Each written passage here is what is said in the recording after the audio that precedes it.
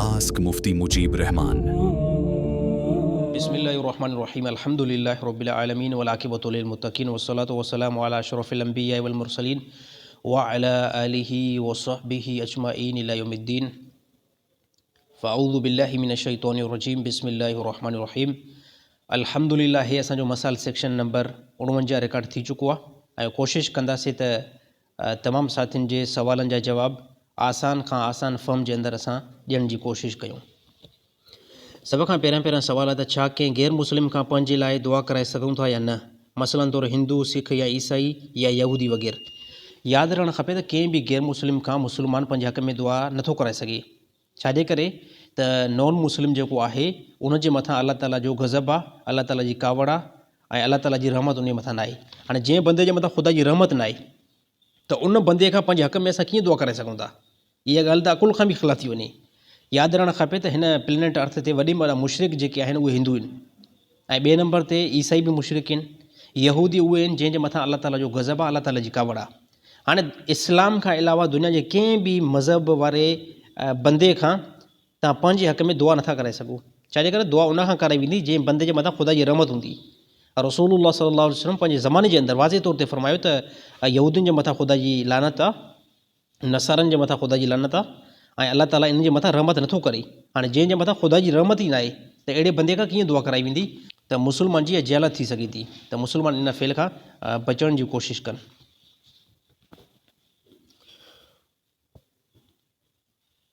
साईं, अगरि फ़ौतगी ते वञणु थिए ऐं जनाज़े नमाज़ जी दुआ न अचे त पोइ छा करणु घुरिजे? जनाज़े नमाज़ जेको आहे दुआ यादि करणु खपे। इहो कहिड़ो सुवाल आहे त जनाज़े नमाज़ जी दुआ नथी अचे ऐं पोइ जनाज़े में असां कीअं पियूं? त तमामु मुस्लमान जे लाइ ज़रूरी आहे त उनखे जनाज़ो बि अचणु खपे ऐं जनाज़े जी दुआ बि अचणु खपे। बाक़ी जेकॾहिं कोई मुस्लमान सिखे ई नथो त उहो पोइ जेसिताईं उनजे मथां मौत वाक़ई नथो थिए तेसिताईं उनखे पूरी नमाज़ बि न ईंदी ऐं जनाज़ा नमाज़ बि न ईंदी। हा, उनजो हिकिड़ो इहो बि ख़ुलासो आहे त जेकॾहिं अगरि कंहिं बि बंदे खे जनाज़ा नमाज़ जी दुआ नथी अचे त उहो क़ुरान हकीम जी का दुआ पढ़ी सघे थो। मसलन तौरु जनाज़े नमाज़ जी पहिरीं तकबीर में सना पढ़ी वेंदी आहे, ॿीं तकबीर में दुरूद शरीफ़ पढ़ियो वेंदो आहे ऐं टीं तकबीर में मैयत लाइ दुआ कई वेंदी आहे। हाणे जेकॾहिं उहा मैयत जी दुआ नथी अचे त उन जॻह ते बंदो का दुआ पढ़े जेकी क़ुरान हदीस खां साबित हुजे, उनखे पढ़ण जी कोशिशि करे ऐं उनजो इरादो इहो हुजे त अलाह ताला हिन मैयत वारे जी मग़फ़िरत करे। त इस्लाम सिखणु इंतिहाई ज़रूरी आहे ऐं क़ुरान हकीम जी आयतुनि खे, क़ुरान हकीम खे सिखणु इंतिहाई ज़रूरी आहे। हर हिकु मुस्लमान ज़रूरी क़ुरान खे सम्झे ऐं पढ़े। अगरि कंहिं बंदे खे वुज़ू हुजे ऐं पोइ पंहिंजा नेह कटे ऐं नेह कटण खां पोइ थोरी रत निकिरी पए, छा वुज़ू फासिद थींदो या न? कंहिं बंदे खे वुज़ू हुयो ऐं पोइ उन नेह कटिया।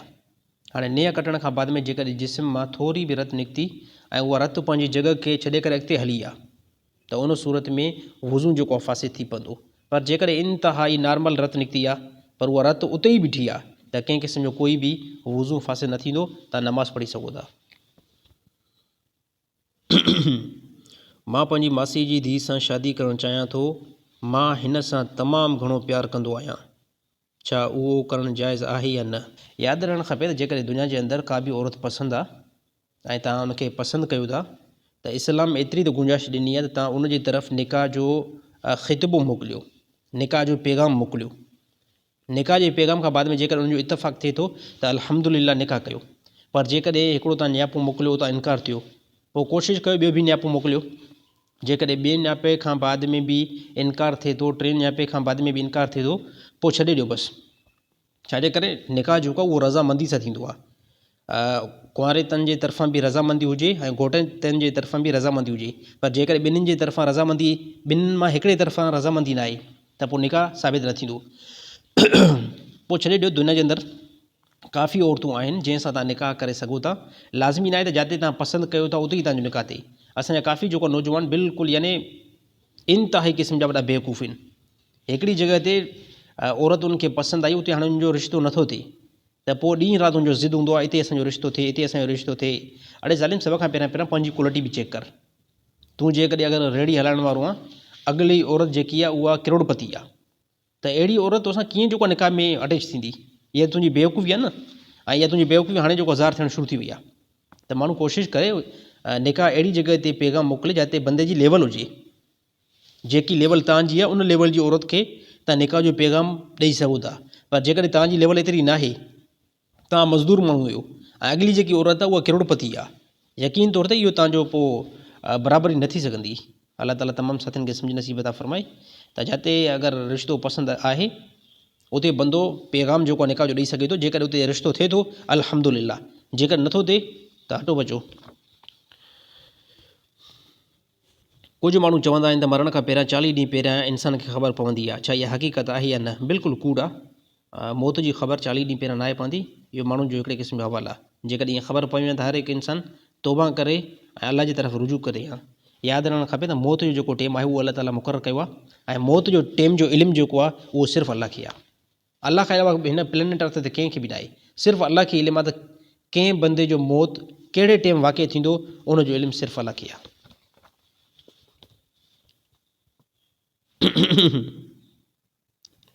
अगरि को शख़्स याली मदद चवण सां मुशरिक थिए थो ऐं दीन इस्लाम खां निकिरी वञे थो, उनजी वज़त कयो। यादि रखणु खपे त कोई बंदो जेकॾहिं याली मदद चवे थो त इहो साफ़ तौर ते शिरकी अल्फाज़िन रसूलुल्लाह सल्लल्लाहु अलैहि वसल्लम जे ज़माने जे अंदरि, सहाबा जे ज़माने जे अंदरि, ताबाइन जे ज़माने जे अंदरि ऐं तबा ताबाइन जे ज़माने जे अंदरि कंहिं क़िस्म जो कोई मुस्लमाननि जो इहो नज़रियो ऐं अक़ीदो न हुयो त उहे मुस्लमान याली मदद जा क़ाइल थियनि या अहिड़ी तरह इन खां अलावा अल्लाह खे छॾे करे ॿिए कंहिं खां मदद हासिलु कनि। हे बल्कि मुस्लमान जो तरीक़ो नाहे रहियो। इहो दीन खां दूरी ऐं इस्लाम जो इल्मु जॾहिं इंसाननि जे अंदरि घटि थी वियो ऐं इंसान जॾहिं इस्लाम खे छॾण जी कोशिशि कई, उन टाइम जेको आहे इहो रिज़ल्ट ॿाहिरि आयो। याली मदद वारो टॉपिक जेको आहे किथे बि साबित न आहे। इन खे थोरो ई अरसो थियो आहे जेको माण्हुनि जे ज़बाननि जे मथां इहे अल्फाज़ जारी थिया आहिनि।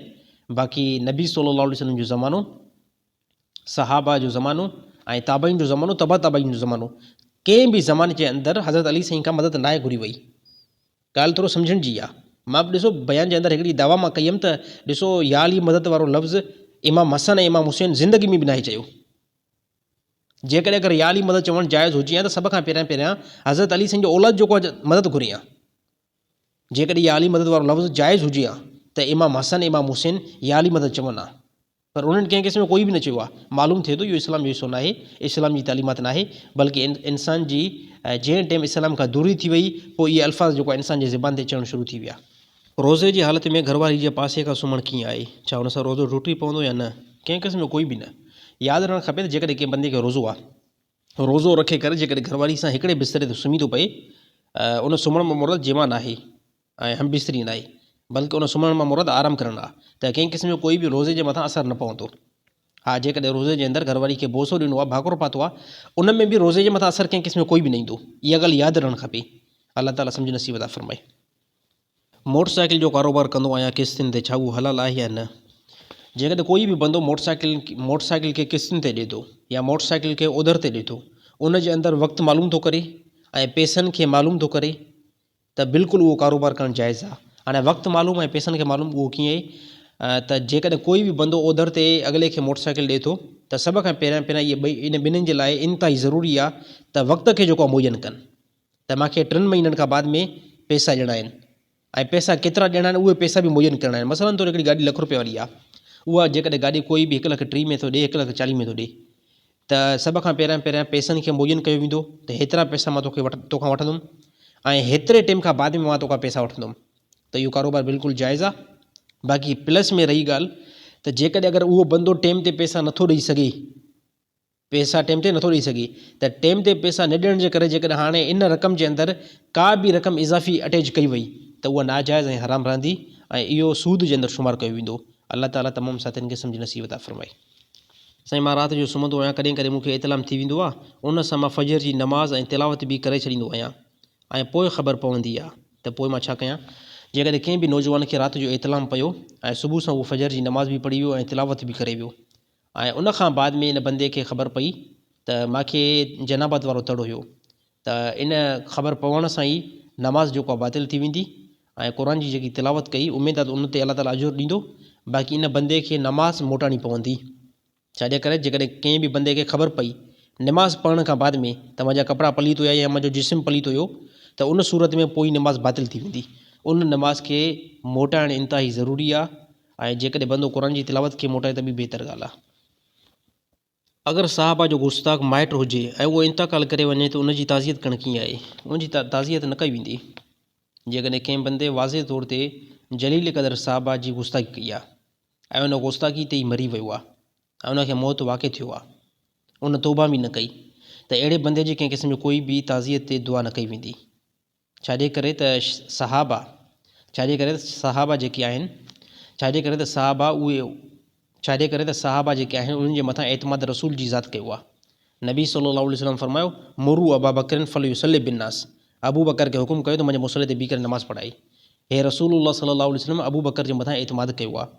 ॿी हदीस में नबी सल्लल्लाहु अलैहि वसल्लम फरमायो, लौ कान बादी नबीयुन लकान उमर, माखां बाद में जेकॾहिं अल्लाह ताला नबूअत जो सिलसिलो खोले आहे न खोले त अल्लाह ताला उमर बिन ख़त्ताब खे नबी बनाई आहे। त हाणे इहे इरशाद उहे आहिनि जेके नबी सल्लल्लाहु अलैहि वसल्लम साहबनि जे मक़ाम में बयानु कया आहिनि। ऐं ॿिए जॻह ते नबी सल्लल्लाहु अलैहि वसल्लम फरमायो, अबू बकर फिल जन्ना, उमर फिल जन्ना, उस्मान फिल जन्ना।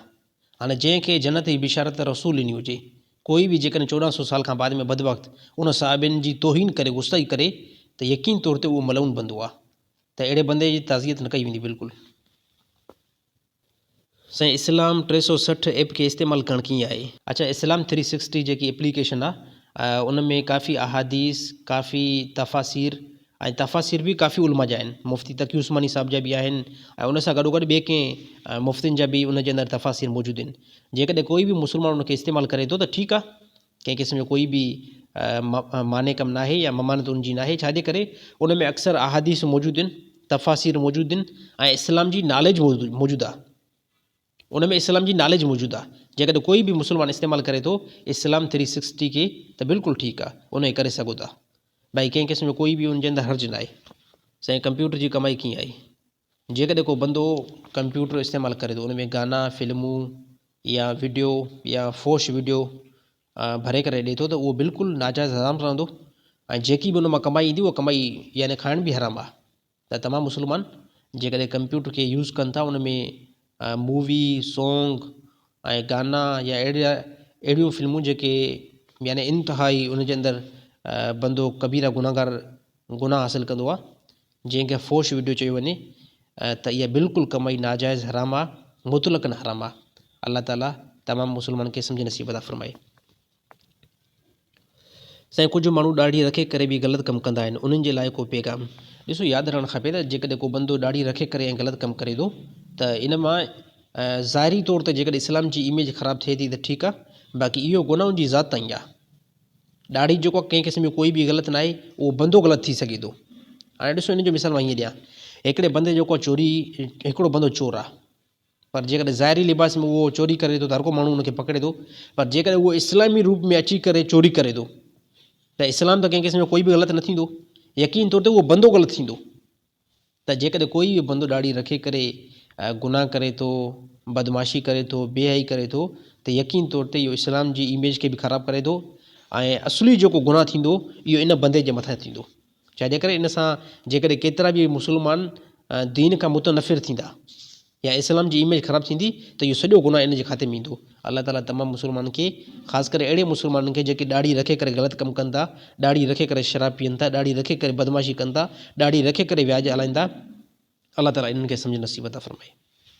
हिकु शख़्स पंहिंजी घरवारी खे हिकु तलाक ॾेई करे पोइ 4 महीना उनजे क़रीब न वियो, छा इहा तलाक वाक़ई थी वेंदी या न? जेकॾहिं कंहिं बि नौजवान पंहिंजी घरवारी खे हिकु तलाक ॾेई करे पोइ 3 मेंसिस या 3 हेज़ या 3 महीना पंहिंजी घरवारी खां परे रहियो त उन सूरत में उहा हिकु तलाक रजाई फ्री करे बाइना थी वेंदी। ऐं बाइना तलाक जो हुकुम इहो ई आहे, बाइना तलाक जो हुकुम इहो ई आहे त उन में निकाह ख़तमु थींदो। हाणे जेकॾहिं पाण में रुजू करणु चाहिनि था त दुबारा इन्हनि जो निकाह थी सघे थो। जेकॾहिं रुजू करणु नथा चाहिनि त निकाह जेको आहे ख़तमु थी वियो आहे। हाणे इहा औरत ॿिए हंधि किथे निकाह करे सघे थी ऐं मर्द बि ॿिए हंधि किथे निकाह करे सघे थो, पर जेकॾहिं पाण में इतफ़ाक़ थी वियो आहे इन ॿिन्हिनि जो, पंहिंजे निकाह खे दुबारा करणु चाहिनि था त इन ॿिन्हिनि जो निकाह थी वेंदो नए हक़मार सां गॾु।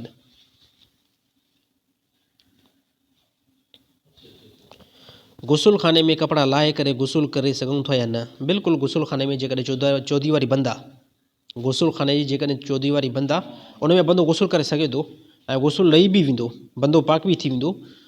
कपिड़ा लाहिण सां जेकॾहिं बिल्कुलु बंदो नंगो ई गुसुल करे थो, पर चौधी वारी मुकमल बंदि आहे, भले उनजी छित खुलियल हुजे, पर छित खुलण में ईअं न आहे त को छित खुलियल हुजे त ॿाहिरियां को माण्हू ॾिसी बि सघे, अहिड़ी छित सफ़ा हेठि न हुजे।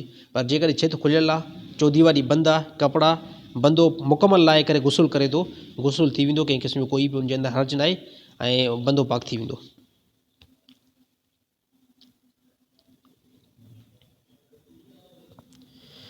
साईं क़बर खे पको करणु कीअं आहे? कुझु माण्हू मार्बल ऐं टाइल्स वग़ैरह हणंदा आहिनि, उहो अमल कीअं आहे? क़बर खे पंहिंजी नॉर्मल शिकिल में छॾियो वेंदो, उनखे पको करणु या मार्बल टाइल्स इस्लाम बिल्कुलु अहिड़ियुनि शयुनि खां रोकियो आहे। बल्कि हिन टाइम बि जेकॾहिं तव्हां जन्नतुल बक़ी जे अंदरि वञो, उते बि तमामु सहाबा जी क़बरूं जेके आहिनि उहे बिल्कुलु यानी मिटी ऐं अहिड़ी तरह पथर सां गॾु आहिनि, सिर्फ़ु उनजा निशानी मौजूदु आहिनि। बाक़ी क़बर खे ज़ीनत वारो न बनाए वेंदो, टाइल्स सां मार्बल सां। इस्लाम जी नॉलेज, इस्लाम जी तालीमात बिल्कुलु इहा न आहे। कुझु माण्हू मरण खां पोइ मैयत जे सर खां कुझु माण्हू मरण खां पोइ मैयत जे मथां क़ुर रखे चवंदा आहिनि त हिन जा गुनाह माफ़ु कयो। छा उहो अमल सही आहे या न? बिल्कुलु इहो अमल सही न आहे। जेकॾहिं कोई बंदो इंतकाल करे वियो आहे त उनजे मथां क़ुर रखे करे पोइ इहा दुआ करणु त हिन जा गुनाह माफ़ु कयो। जेके गुनाह अलाह ताला माफ़ु कया आहिनि त माफ़ु कंदो, बाक़ी क़ुर रखे करे ऐं उनजा गुनाह माफ़ु करणु इहे किथां बि साबित न आहे ऐं इन अमल खां बचणु खपे। शादी खां पहिरियां मंगेतर सां ॻाल्हाइणु कीअं आहे? शादी खां पहिरियां मंगेतर सां ॻाल्हाइणु ग़लति आहे। जेकॾहिं कंहिं बि औरत सां तव्हां निकाह पंहिंजो जोड़ियो आहे, जेकॾहिं कंहिं बि औरत जो रिश्तो तव्हांखे मिलियो आहे त फौरी तौरु निकाह कराए जान छॾायो। पोइ भले तव्हां रुख़्सती बाद में ई करे वठो, छाजे करे जॾहिं तव्हां निकाह कंदव त तव्हांजो मामिलो मज़बूत थी वेंदो। इहा औरत तव्हांजे निकाह में अची वेंदी, ऐं जॾहिं निकाह में अची वई आहे त पोइ तव्हां उन सां ॻाल्हाए बि सघो था, गपशप बि करे सघो था, घुमी फिरी बि सघो था, किथे चकर बि लॻाए सघो था। साईं बयान में सुर करणु खपे या नरम लहजे में बयानु कयो वञे? कुझु माण्हू सुर खे पसंदि कंदा आहिनि ऐं कुझु नरम लहजे खे। तव्हां ॿुधायो त कहिड़ो इस्तेमालु कयो वञे? उहो बंदे जे पंहिंजे अंदरि टैलेंट आहे। जेकॾहिं सुर ते बयान में हिन खे काफ़ी बहितर तरीक़ो अचे थो त सुर में ई बयानु करे, ऐं जेकॾहिं कोई नरम लहजे में बयानु करे थो उहो नरम लहजे में ई बयानु करे। बाक़ी मां सम्झां थो हिन मौजूदा ज़माने जे अंदरि सुर जे बयान खे माण्हू फोकस नथा कनि, सुर जे बयान खे माण्हू घणो कन लॻाए करे नथा ॿुधनि। जेकी ॻाल्हि ॿ चारि वांगुरु वाज़े आहे, आसान लफ़्ज़नि में, आसान फॉर्म जे अंदरि, उनखे ज़्यादा ॿुधण जी कोशिशि कनि था। पोइ जेकॾहिं कोई बि नौजवान उनखे बयानु करण जो शौक़ु आहे त उहो आसान फॉर्म जे अंदरि, आसान लफ़्ज़नि जे अंदरि बयानु करण जी कोशिशि करे। साईं तहज्जुदी नमाज़ में घणियूं रकायतूं आहिनि? तहज्जुदी नमाज़ में जेकॾहिं केतिरियूं बि तव्हां रकायतूं पढ़ो त पढ़ी सघो था। सुनत जेको 8 आहिनि, पर जेकॾहिं कोई बंदो तहज्जुद में 2 रकायतूं पढ़े थो, 4 रकायतूं पढ़े थो, 6 रकायतूं पढ़े थो, 8 रकायतूं पढ़े थो, 10 रकायतूं पढ़े थो, 12 रकायतूं पढ़े थो, इहे सभु बिल्कुलु जाइज़ आहिनि। जेतिरी अलाह ताला वुसअत ॾिए ओतिरो बंदो, जेतिरी अलाह ताला ताक़त ॾिए, तौफ़ीक़ ॾिए, ओतिरो बंदो जेको आहे पढ़ी सघे थो। बाक़ी बहितर ईअं ई आहे त नबी सल्लल्लाहु अलैहि वसल्लम जो मामूल मुबारक अक्सर इहो हूंदो हो त नबी सल्लल्लाहु अलैहि वसल्लम 8 रकायतूं तहज्जुद में पढ़ंदा हुआ। जनाबती हालत में दुकानु खोलणु कीअं आहे? बिल्कुलु ग़लति आहे। जनाबती हालत में मुस्लमान थी करे जनाबती हालत में वञी करे दुकानु खोले त हे त सभु बेवकूफ़ी आहे। हे त अहमक माण्हू जो कमु आहे जेको हिकिड़े बंदे खे ख़बर आहे त राति मां घरवारी सां सोबत कई आहे, वरी जनाबती हालत में वञी करे दुकान ते वेही। हाणे दुकान ते वेहंदो त सॼो ॾींहुं त इन जो गुज़री वेंदो न हे बंदो नमाज़ पढ़ी सघंदो, न हे ज़िक्र करे सघंदो, न इहे को क़ुर खे हथु लाए सघंदो। त सर हे मुस्लमान जो कमु न आहे, बल्कि हे ज़िमी ऐं ग़ैर मुस्लिम जो कमु आहे त उहो जनाबती हालत में घर खां निकिरी करे दुकानु वञी करे खोले। त हे इंतिहाई बेवकूफ़ी आहे मुस्लमान जी, त जनाबती हालत में वञी करे दुकान ते वेही। यार कम से कम तूं मुस्लमान आहे, तूं मुस्लमान, तव्हां पंहिंजे जिस्म खे हमेशह पाक रखंदा आहियो। हमेशह पाक रखे करे ॾिसो, हिकु मुस्लमान जो जिस्म पाक हूंदो त नमाज़ बि पढ़ंदो, हिकु मुस्लमान जो जिस्म पाक हूंदो त क़ुर जी तिलावत बि कंदो। त मुस्लमान जी इहा शान आहे त मुस्लमान जनाबती हालत में ज़्यादा टाइम रहे वञी करे दुकान बि जनाबती हालत में खोले। हे बिल्कुलु इंतिहाई ग़लति कमु आहे। ऐं ख़ासि करे औरतुनि खे बि मां पैगाम ॾींदुमि त औरतुनि जे अंदरि बि हिकिड़ो वॾो मर्ज़ु आहे त उहे मुड़ुस जी सोबत खां बाद में घणो टाइम जनाबत में गुज़ारींदियूं आहिनि। हालांकि हे इंतिहाई वॾो ग़लति फेल आहे। उन सां छा थींदो, नहुसत ज़्यादा वधंदी। काफ़ी औरतुनि खे जेके जिन्नात जो मसइलो थींदो आहे न, त उहो बि अक्सर इन करे थींदो आहे त उहे औरतूं जनाबत में घणो टाइम रहंदियूं आहिनि, पोइ उन्हनि खे जिन्नात जो असरु पवंदो आहे, उनजे घर में बरकत न ईंदी आहे ऐं उनजे घर में कंहिं क़िस्म जो कोई बि सुकून न हूंदो आहे। इन जो तमामु रीज़न इहो आहे त इहे मर्द ऐं औरतूं अक्सर जनाबत में रहंदा आहिनि, इन जे करे बरकत बि न पवंदी आहे, जिन्नात जो हमिलो बि थींदो आहे। त तमामु औरतुनि जे लाइ इंतिहाई ज़रूरी आहे त मुड़ुस जी राति जी सोबत खां बाद में सुबुह फजर नमाज़ खां पहिरियां जनाबत जो तड़ लाहे छॾनि ऐं नमाज़ बि पढ़नि, अलाह ताला जो ज़िक्र अज़कार बि कनि।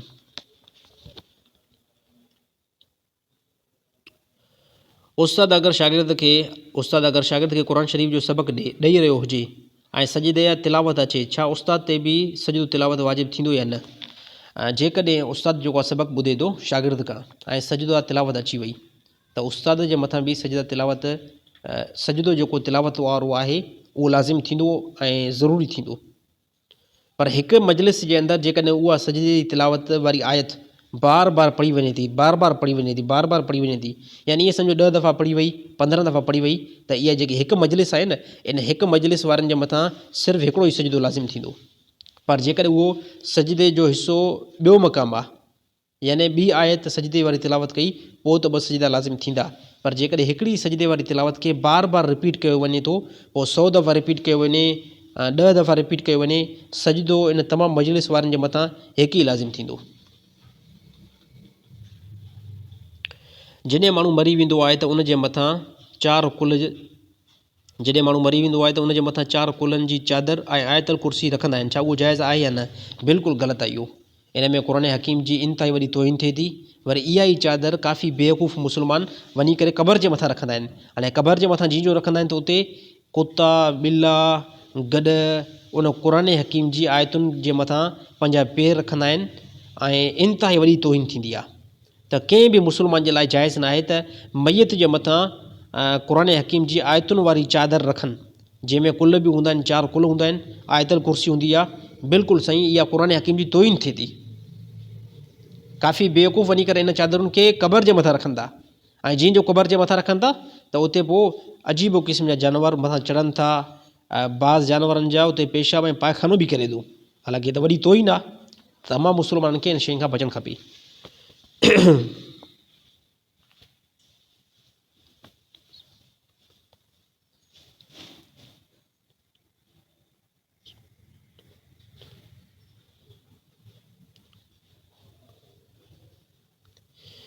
साईं मां क़ुर मजीद वरितो हुयो ऐं उन शख़्स खे मां 100 ॾिनो हुयो, बाक़ी 1400 रुपया रहियल हुया। वरी उहो बंदो मूंखे नाहे मिलियो, इहा क़ुर हकीम जी रक़म मां कंहिंखे ॾियां? कंहिं मस्जिद जे अंदरि जमा कराए छॾियो।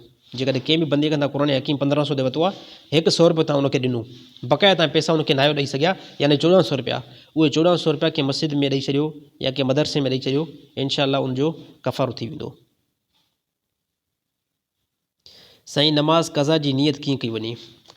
नमाज़ क़ज़ा जी नियत ईअं कई वञे त जेकॾहिं ज़िंदगी जी का बि नमाज़ क़ज़ा थी आहे, त जेकॾहिं ज़िंदगी में घणियूं नमाज़ूं क़ज़ा थियूं आहिनि, त पोइ तव्हां इहा ई नियत कयो, या अल्लाह नियत कयां थो मां नमाज़ फ़जर जेकी मुंहिंजी ज़िंदगी जी पहिरीं क़ज़ा थी हुई, उनखे मां पढ़ां थो मूं तरफ़ क़ाबिल जे अल्लाहु अकबर।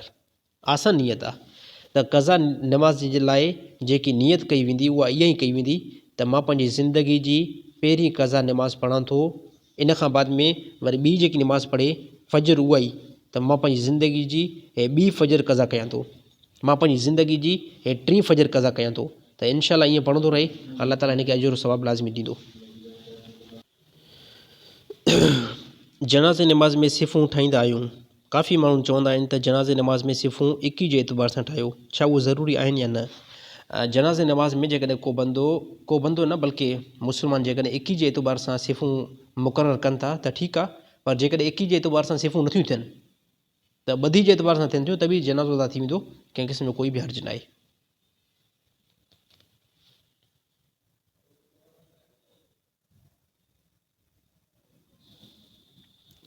जेकॾहिं को माण्हू अटैच वॉशरूम में वुज़ू करे रहियो आहे ऐं टोंटी जे हेठां लोटो रखियलु हुजे जंहिंमें वुज़ू जो पाणी गॾु थी रहियो हुजे, छा उहो पाणी WC में वाहे सघिजे थो या न? बिल्कुलु वाहे सघिजे थो, कोई उन में हर्ज न आहे। जेकॾहिं कोई बंदो पंहिंजे अटैच बाथरूम में वुज़ू करे थो ऐं वुज़ू जे हेठां बाल्टीन रखियलु आहे, यानी उन में पाणी वुज़ू वारो जमा थिए थो, सुवालु अहिड़ो ई आहे, उन पाणी में उन बाल्टी में उहो वुज़ू वारो पाणी जमा थिए थो, जॾहिं पाणी काफ़ी जमा थी वियो आहे, छा इन पाणी खे असां WC जे अंदरि हारे सघूं था या न? यानी जिते इंसानु तक़ाज़े सां वेंदो आहे, त बिल्कुलु उते पाणी बंदो वाहे सघे थो, कंहिं क़िस्म जो कोई बि हर्ज न आहे।